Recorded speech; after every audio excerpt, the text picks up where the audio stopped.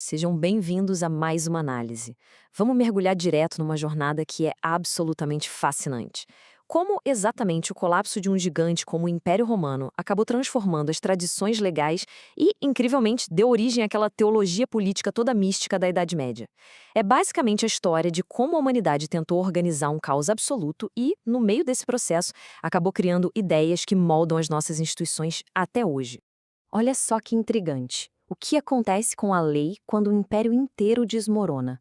E, por outro lado, o que acontece com um reino quando seu monarca morre?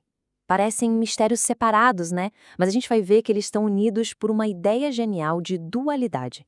Vamos sair daquela necessidade superterrena, pé no chão mesmo, de governar as sociedades depois da queda de Roma, até chegar na tentativa quase celestial de garantir que um Estado se torne imortal. A nossa rota para hoje é a seguinte: 1.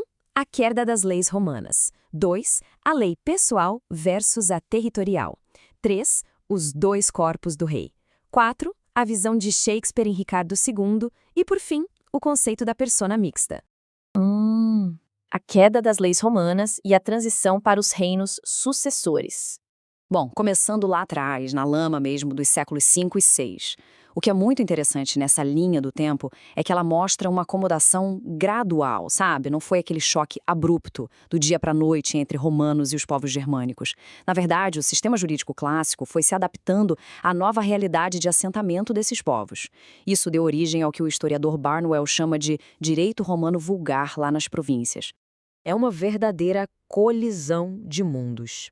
Como os textos-fonte nos mostram, reinos como o dos burgúndios começaram a emitir códigos de leis duplos. Basicamente, eles pegavam os resumos desse direito romano vulgar e entrelaçavam com os costumes germânicos antigos, tipo o julgamento por provação, aquela coisa de testar a pessoa pelo fogo ou pela água. Loucura, né? Mas era a adaptação acontecendo na prática. 2. A lei pessoal versus a lei territorial, e essa dualidade da governança no início da Idade Média. É aqui que a gente esbarra no primeiro grande debate histórico. Imagina só a confusão. As pessoas daquela época eram governadas pela sua identidade tribal e ancestral, ou seja, a lei pessoal, não importa onde estivessem vivendo? Ou será que a regra era a lei territorial, onde todo mundo no mesmo pedaço de terra respondia às mesmíssimas leis uniformes? Pois é, resolver isso é uma dor de cabeça enorme para os historiadores. A gente tem uma escassez gigantesca de evidências, sobrou muito pouca coisa. Mas essas dúvidas ilustram perfeitamente aquela realidade bagunçada de tentar criar leis terrenas no meio do colapso de um império.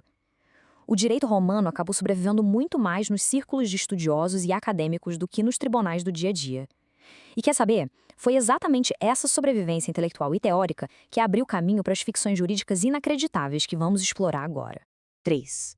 Os dois corpos do rei, ou como reconciliar o poder terreno com o direito divino. 2. A gente agora sai da Terra e olha lá para cima, entrando de cabeça na análise clássica de Ernst Kantorowicz sobre a teologia política medieval. Como garantir que um Estado continue existindo muito além da vida de um único governante mortal? Bom, os juristas medievais tiveram uma sacada genial.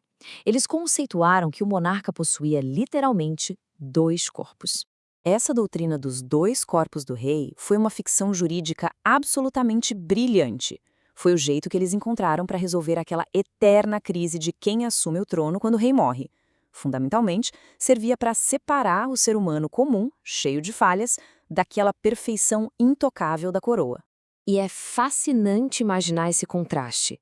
De um lado, o corpo natural, o rei de carne e osso, que pode ficar doente, que envelhece, que pode ser assassinado e que, claro, morre. Do outro lado, o corpo político, o rei teórico que representa a nação inteira. Esse corpo político é invisível, é infalível e vive para sempre. Ele não tem infância, não tem fraqueza humana, é a própria instituição. 4. Ricardo II de Shakespeare e a tragédia do corpo natural. Para fazer esse conceito super abstrato de corpo político bater fundo na nossa emoção, Kantorowicz usa muito teatro, mais especificamente a obra de Shakespeare. O dramaturgo captura perfeitamente essa geminação, esse desdobramento da figura do rei. Ele pega conceitos legais que eram super secos, papo de advogado de guilda inglesa da época, e transforma tudo isso numa tragédia humana que a gente consegue sentir na pele. Tem um momento na peça em que a gente testemunha esse rompimento violento e trágico dos dois corpos do rei Ricardo. É exatamente ali que a ficção da unidade se despedaça. A majestade divina dele é cruelmente arrancada da sua humanidade e as duas coisas começam a se mover em direções totalmente opostas. Privado do seu corpo político e mortal, o que sobra para o Ricardo? Só um corpo natural, miserável e dolorosamente consciente das próprias limitações mortais. Ele tem uma fala incrível onde diz que vive de pão, prova dor, precisa de amigos. E aí ele questiona, desesperado, como podem me dizer que sou um rei? É um momento de pura fragilidade de cortar o coração. 5. A persona mista, o espiritual e o secular totalmente entrelaçados. E isso nos leva à síntese final da teologia política medieval, a persona mixta, ou pessoa mista. Essa foi a reconciliação definitiva dessas dualidades todas. A ideia fundia a capacidade administrativa de um governante secular com a aura quase mágica de um sacerdote. O líder personificava a lei da terra e o direito divino ao mesmo tempo. Mas como isso funcionava na prática? O rei era ungido com óleo sagrado durante a cerimônia de coroação. E esse simples ato transformava a natureza do governante em algo celestial, quase angelical mesmo. Era exatamente isso que elevava o rei muito acima de um mero leigo. Ele passava a ter características espirituais parecidas com a de um bispo, e era isso que justificava a sua autoridade absoluta sobre todo mundo. Basicamente, a estrutura legal do Estado ficou totalmente dependente do mundo espiritual. O poder temporal e o poder eterno deram as mãos. E isso criou uma teologia política poderosíssima que conferiu toda a legitimidade que a ordem medieval precisava para se sustentar. Então fica a grande questão para nós hoje. É claro que a sociedade moderna não acredita mais no direito divino dos reis, certo? Mas o conceito profundo desse corpo político imortal sobrevive firmemente na maneira como a gente enxerga o Estado hoje. Os governantes passam, mas as instituições permanecem.